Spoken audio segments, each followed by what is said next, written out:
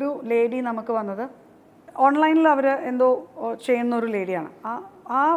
അവരുടെ സർവീസസ് വേണം ഓൺലൈനിൽ എന്ന് പറഞ്ഞിട്ട് ആ സർവീസ് ബുക്ക് ചെയ്ത ഒരാൾ അക്കൗണ്ട് നമ്പറും കാര്യങ്ങളും ചോദിച്ചു. അവരത് അയച്ചു കൊടുത്തു. അവർ പറഞ്ഞു എന്തൊക്കെയോ ബുദ്ധിമുട്ട് തോന്നുന്നു, ഒരു കാര്യം ചെയ്യും, ഞാനൊരു ബാർകോഡ് അയക്കേണ്ടത്, അത് സ്കാൻ ചെയ്ത് കഴിഞ്ഞാൽ നിങ്ങൾക്ക് പൈസ വരും എന്ന് പറഞ്ഞു. അവരത് ബാർകോഡ് ചിന്തിക്കാണ്ട് അത് സ്കാൻ ചെയ്തു. ഇവരുടെ അക്കൗണ്ടിൽ നിന്ന് പൈസ മുഴുവൻ അങ്ങോട്ട് പോയി, ഫുള്ള് പോയി കഴിഞ്ഞപ്പോൾ അയ്യോ സോറി കേട്ടോ, ഞങ്ങൾക്ക് പൈസ ഇങ്ങനെ വന്നിട്ടുണ്ട്, അത് ഞങ്ങളുടെ തെറ്റാണ്, ഞങ്ങളുടെ മിസ്റ്റേക്കാണ്, ഞങ്ങൾക്ക് ഒരു കാര്യം ചെയ്യാം, നിങ്ങളുടെ അക്കൗണ്ടിലേക്ക് ഇത് തിരിച്ചയച്ച് തരണം എന്നുണ്ടെങ്കിൽ ഞങ്ങൾക്ക് കുറച്ച് ഫോർമാലിറ്റീസ് ഉണ്ട്, കമ്പനി അക്കൗണ്ട് ആയതുകൊണ്ട് കുറച്ച് ഫോർമാലിറ്റീസ് ഉണ്ട്, അതുകൊണ്ട് നിങ്ങൾ നിങ്ങളുടെ KYC ഡീറ്റെയിൽസ് അയച്ചു തരാൻ പറഞ്ഞു. അപ്പോൾ അവർ KYC ഡീറ്റെയിൽസ് അയച്ചു കൊടുത്തു. KYC ഡീറ്റെയിൽസ് അവർ അയച്ചു കൊടുത്തു.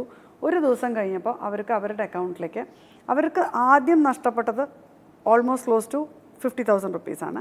അവർക്ക് പിറ്റേ ദിവസം KYC ഡീറ്റെയിൽസ് അയച്ചിട്ട് ഒരു ദിവസം കഴിഞ്ഞപ്പോൾ അവർക്ക് വരണ എമൗണ്ട് ബാങ്ക് അക്കൗണ്ടിലേക്ക് വരണ എമൗണ്ട് നിയർലി 10 lakhs. അപ്പോൾ ഇവർ പേടിച്ചു. ഇവർ തിരിച്ചങ്ങോട്ട് വിളിച്ചിട്ട് പറഞ്ഞു 10 ലക്ഷം വന്നിട്ടില്ല, I don't know what to do, എൻ്റെ പൈസ ഇതൊന്നും അല്ല എന്ന് പറഞ്ഞു.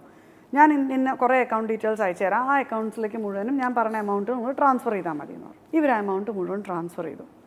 50,000 വേണ്ട, പോയത് പോട്ടെ എന്ന് വെച്ചിട്ട് ആ കോൾ അവർ അവിടെ വെച്ച് ക്യാൻസൽ ചെയ്തു.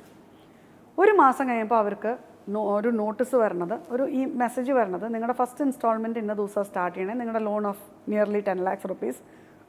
ആ പോർട്ടലിൽ നമ്മൾ കയറി നോക്കുമ്പോൾ ജെനുവിൻ ആയിട്ടുള്ള പോർട്ടാണ്.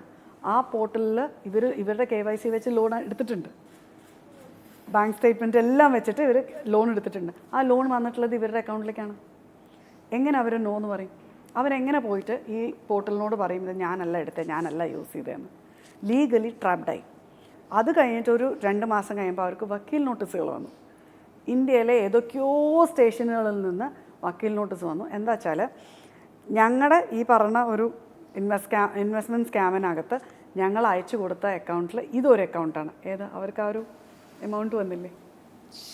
ഞങ്ങൾക്ക് ഈ ഒരു എമൗണ്ട് ഇങ്ങോട്ട് അയച്ചു തന്നേലും ഇവരുടെ അക്കൗണ്ട്, ഇവർ കുറേ അക്കൗണ്ട്സിലേക്ക് ചെറിയ പൈസകൾ അയച്ചു കൊടുത്തു. ഈ 10 ലക്ഷം മണി ലോണ്ടറിങ്ങിൽ അവർക്ക് ബെയിലെടുക്കണം, അവരൊരു ലോണിന് റീപേ ചെയ്യണം. വാട്ട് എവർ ഹാപ്പൻസ്, അവരുടെ കയ്യിൽ ഉണ്ടായിരുന്ന പൈസയും പോയി. ഇവർ ഒറ്റയ്ക്കൊരു സ്ത്രീയാണ്, എവിടെയൊക്കെ പോവും, എന്തൊക്കെ ചെയ്യും.